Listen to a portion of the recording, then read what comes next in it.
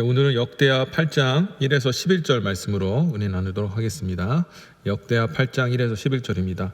솔로몬이 여호와의 전과 자기 궁궐을 20년 동안 건축하기를 마치고 후람이 자기에게 준 성읍들을 다시 건축하여 이스라엘 자손으로 거기 거하게 하니라.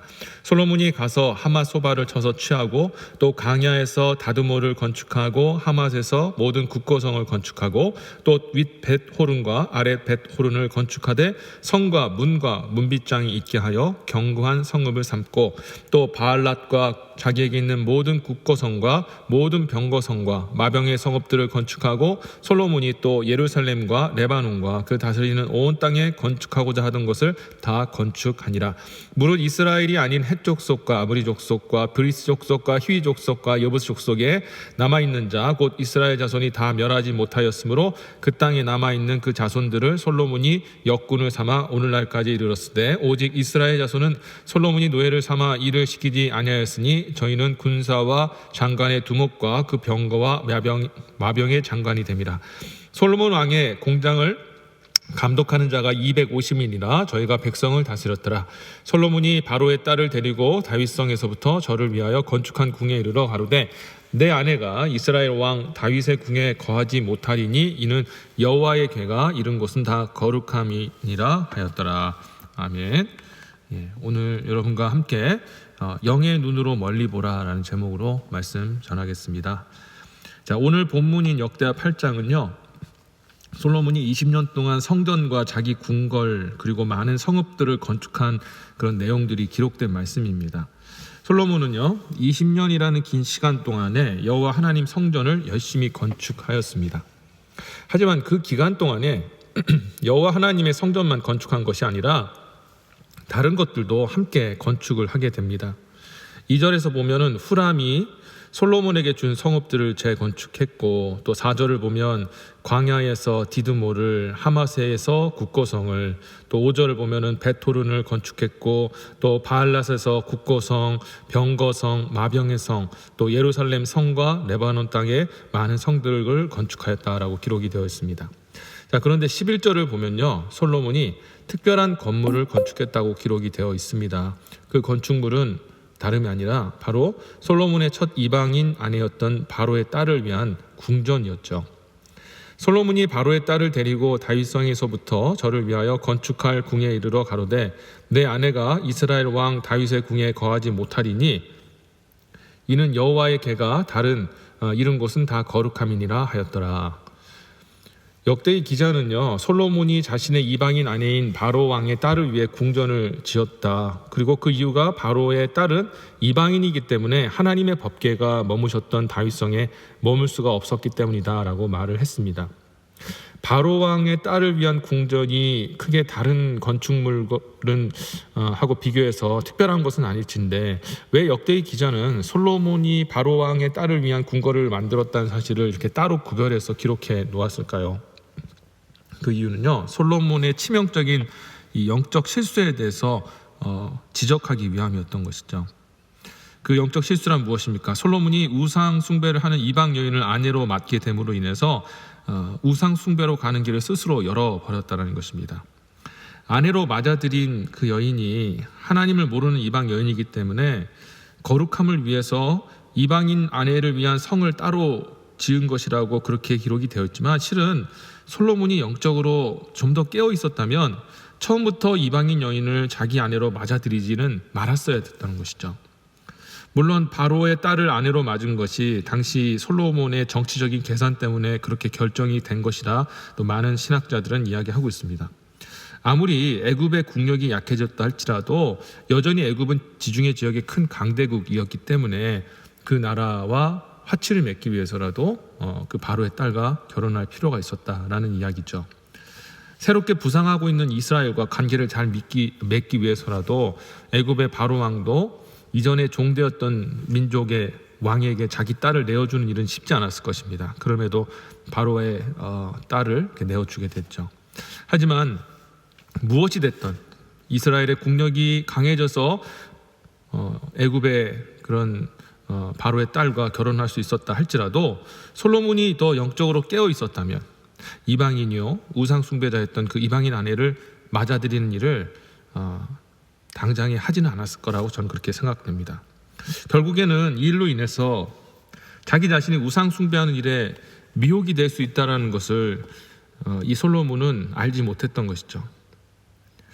안타깝게도 솔로몬은 첫 단추를 잘못 끼워버렸습니다. 그래서 그의 인생 말년에 수많은 그런 이방인 우상 숭배자 아내들과 함께 우상 숭배의 길을 걷게 됐지 않습니까? 그로 인해서 그의 아들 르호보암 때에는 이스라엘이 남과 북으로 갈리게 되는 비극이 일어나고 만 것입니다. 우리는 하루에도 이 수많은 선택과 결정을 하면서 살게 되죠. 이러한 선택과 결정의 순간에 우리 그리스도인들은 그저 눈앞에 나타날 결과만 보아서는 안 됩니다. 어떠한 선택과 어떠한 결정을 하게 될 때 나타나게 될 그 결과, 특별히 영적으로 어떤 그런 결과가 나타나게 될까 하는 부분도 함께 고려해서 우리는 생각하고 선택하고 결정해야 합니다. 그래서 만약 그 하고자 하는 선택과 그 결정이 잠깐의 이익은 준다 할지라도 그것이 궁극적으로 하나님이 기뻐하지 않는 그런 일이라면, 자신의 영혼에 전혀 좋을 것이 없다면 우리는 때로는 눈앞에 보이는 이익을 포기하고 영적으로 바르고 옳은 그 일을 선택하고 결정할 수 있어야 되는 것이죠. 고린도전서 10장 23절에서 사도 바울은요, 모든 것이 가하나 모든 것이 유익한 것이 아니요 모든 것이 가하나 모든 것이 덕을 세우는 것이 아니니 라고 경고하면서 눈앞에 보이는 자기 유익을 쫓는 자를 지향하고 하나님 기뻐하시는 일을 선택하라고 우리에게 경고하고 있습니다. 눈앞에 있는 작은 것이 아니라 인생의 좀 먼 부분을 볼 수 있는 시야를 열어달라고 하나님께 기도하셨으면 좋겠습니다. 그리고 그것이 정적으로 정말 옳은가, 내게 유익이 되는가를 분별할 수 있는 지혜를 소유하기 위해서 힘쓰시기를 바라겠습니다. 자, 그러면 그런 시선, 그런 기준, 그런 지혜와 명철은 어떻게 소유할 수 있을까요?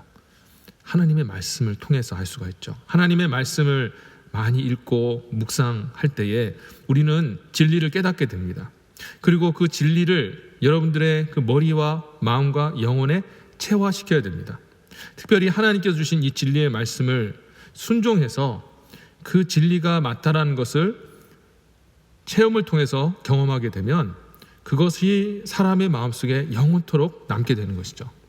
이렇게 마음에 새겨진 진리는요, 우리가 어떤 상황 또 어떤 환경에 있든지 간에 우리로 하여금 육신의 결정이 아니라 영적인 결정을 할 수 있는, 눈앞에 있는 것을 보는 근시안적인 그런 판단이 아니라 영원한 것을 바라보고 정말 영원한 것을 바라보게 하는 그런 영적인 판단, 거룩한 판단을 할 수 있게 만드는 것이죠. 오늘 여러분들의 하나님께 드리는 하루가 그런 하루가 되었으면 정말 좋겠습니다. 솔로몬과 같이 눈앞에 있는 작은 것, 그것 때문에 자신의 남은 인생에 미혹된 것을 알지 못하고 정말 어리석은 선택했던 솔로몬의 삶을 본받지 말고 정말 우리가 정말 영원한 것을 바라보고 우리에게 주어질 그 영적 유익이 무엇인지를 우리가 잘 분별하여서 정말 하나님이 기뻐하시고 나에게 정말 무한한 은혜와 또 유익과 영광이 되는 그 길을 여러분들이 선택해 나가게 되시기를 다시 한번 주의 이름으로 축원합니다. 하나님의 말씀 위에 서십시오. 하나님의 말씀을 붙들고 여러분 기도하실 때 성령께서 그 길을 가르쳐 주실 것입니다. 여러분과 저의 삶 속에 그런 복이 언제나 임하시기를 다시 한번 주의 이름으로 축원합니다. 기도하겠습니다. 하나님 감사합니다. 오늘 말씀을 통해서 우리가 좀 더 먼 곳을 바라볼 수 있는 거룩한 우리 시선과 또 안목을 우리에게 허락해 주시기를 간절히 원합니다. 우리는 연약해서 눈앞에 있는 유익만을 바라보고 또 이익된 것만 쫓는 그런 경향이 있습니다. 그런데 그것이 과연 나에게 정말 복이 되는가, 나의 영혼을 살리는 일인가 생각해 볼 때 그러지 못할 때가 얼마나 많은지 모르겠습니다. 하나님, 우리에게 성령을 부어주셔서 영적인 것들을 보게 하시고 저 멀리 있을 그 하나님의 영광과 또 하나님의 나라를 바라보며 그런 것들을 우리가 바라보는 가운데 우리의 하루하루의 그런 결정과 선택들을 이어나갈 수 있도록 도와주옵소서. 그래서 우리의 이 하루하루의 삶이 하나님 보실 때 정말 기뻐하시고 또 영광을 받으시는, 또 주 안에서 성공하는 그런 하루의 인생이 되어지기를 원합니다. 지혜 주시고 오늘 기도하시고 또 바라는 모든 영혼에게 그런 은혜를 베풀어 주시옵소서. 감사드리옵고 이 모든 말씀 예수 그리스도의 이름으로 간절히 기도드립니다. 아멘.